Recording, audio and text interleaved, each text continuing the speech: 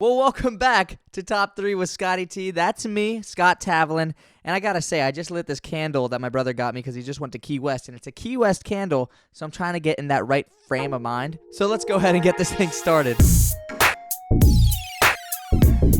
First off, I gotta say, y'all that have subscribed and have even checked out this video and podcast, first off, thank you so much because, not gonna lie, extremely nerve-wracking to go ahead and put it out there and see how the first one's gonna go because, of course, the first one's always a little rocky. You gotta get out those little bumps and bruises, and I'm sure this one is gonna be no different because definitely still trying to figure this out. And to kind of paint a picture for how I do these, I literally sit in a little desk chair on the edge of my bed while I have my laptop open and the microphone kind of connected. So don't have a desk, kind of sitting with the microphone in my hand, looking at my computer and a couple of notes I've taken. So thank you for even checking this out because honestly, who the hell knows what I'm doing right now? We're just figuring it out along the way. And that's honestly what it's all about. If this is your first time checking out this podcast, well, welcome to the family that we're trying to build here. It's all about taking 3 things that we can put into our lives and improve them. But this episode is going to be a little different because I wanted to kind of help y'all get to know me a little bit more because why the hell would you listen to me if you're like, who the hell is this guy? Well, again, I'm Scott, and I have a couple questions people ask me on my Instagram, and you're always more than welcome to ask me questions and put down suggestions at Scott Tavlin on Instagram. And again, I'll put the link at the bottom on my channel right there so you could definitely go ahead and check me out. That'd be awesome. So I wanted to get kind of started here. A couple questions that people asked, and so I picked the top 3 just to kind of get this ball rolling. And so if you didn't get picked for a question, don't worry, boo-boo. There's plenty of other times I want to do these questions because honestly, it's cool to see that we're kind of all communicating together and making ourselves better along the way. And so the first question that somebody asked me was, what do I miss about being an orientation leader and being in orientation? So if you don't know, when I first came into USF, I applied and became an orientation leader. So if you don't know really what that position does, picture me running around a yard with a sign pumping up new students to come into the university and doing whatever it takes to help them feel more comfortable coming in. And this was the first position I picked up when I came into USF.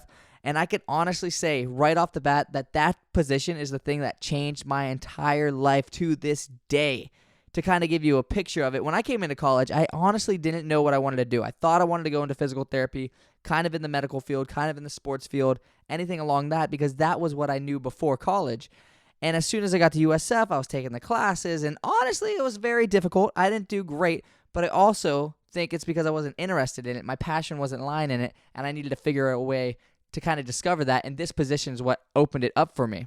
So for me, this is the position that kind of changed my entire life and what I actually wanted to do with my life. It's also where I met my amazing girlfriend, and it also opened my eyes to so many different people from different backgrounds and kind of what else is out there beside what I knew from my little small town in Vero Beach. And so for me, I'm going to give you kind of 2 of the biggest things that I miss about it. One, it's definitely entertaining big crowds and groups consistently. That was what kind of fueled my passion into get into media and radio.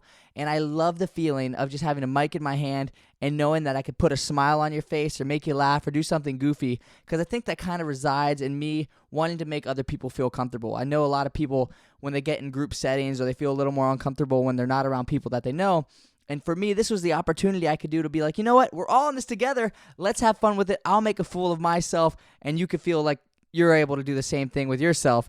And that still to this day is one of the biggest rushes I get, is whenever I get on a stage or I'm in front of groups of people that I get to just kind of be myself and help others have a good time. That's one thing I for sure miss because I don't get to do it as consistently now, but whenever I do, I absolutely love it. If you're ever looking for a hype man, I got you. Just go ahead and hit me up. I will definitely do it because I love hyping people up. The second thing that I miss is definitely being around that team setting where everyone is trying to lift each other up and grow together. This was such a consistent pattern with being on that team, is because we all came to it pretty young, not knowing what was going on.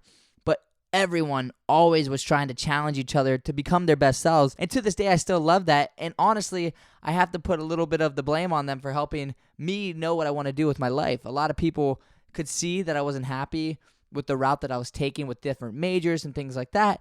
And people pointed me in the direction of like, look, you like to entertain, you like to be around groups of people. You should probably go in this direction, which was communications, and even going into radio, which here I am today. It's because of people that absolutely challenged me on my beliefs and what I already knew and helped me see another side of things that I didn't see before. For question number 2, this is going to be a little crazy, but my number 1 pet peeve.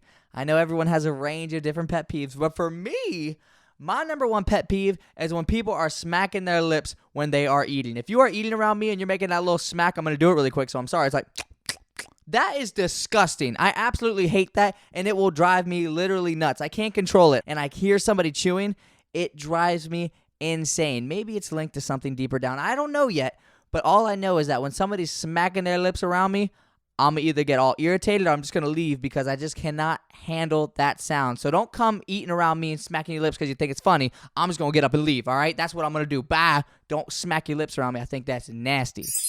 And now for my final question that I'll do tonight. Where would I go if I could go anywhere in the world and why? And it can't be obviously where I am now. So the place that I put for right now, and the one place that has been in my mind for the past couple days, has been Wyoming. I know a lot of people are probably like, what? Why would you go to Wyoming? There's so many good places out there. Well, listen really quick. I'd like to visit Wyoming because it's so different from anything that I've ever been around. It's so much more nature and openness, and it's also in a whole different part of the country that I've never seen. But I love the fact when you could go somewhere and you could be completely away from things, whether it's your phone doesn't work or you're seeing animals that you've never seen. Like, let's be honest, I would love to see a bison. I'm not saying I would mess with a bison because a bison would mess you up.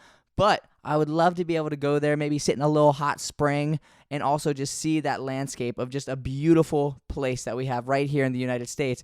And again, I have other places in mind around the world, but for right now, we'll focus on Wyoming because I think it would be absolutely beautiful. I've also had the pleasure this past summer to travel to some pretty cool places, including China and California, and those places were absolutely incredible. Some of my best trips I've ever been on. I mean, China was as different as I've ever been around, a different culture, a different place in the world. So amazing, definitely amazing food and amazing people. And the other place was California, and I've never been to California before, but my girlfriend and I did the whole route where you actually rent a van and you travel around California. So I wasn't just in one spot. I got to kind of see the whole thing. And why this kind of connects to Wyoming is because one of the coolest spots we went was Yosemite in the national park over there, and getting to hike and just see these natural landmarks that are so beautiful. It was incredible. And that kind of opened my eyes up to be like, there's so much out there. I want to travel more to these landmarks that are kind of more nature driven instead of big cities, because I've gotten to go to big cities as well, but being a part of that was so cool.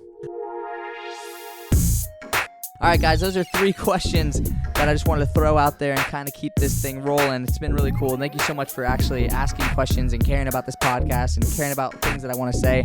And I do want to hear from you. If you ever have any things that you want to throw on the podcast or ideas that you have, feel free to DM me on my Instagram at Scott Tavlin. I'll definitely be doing more of these questions.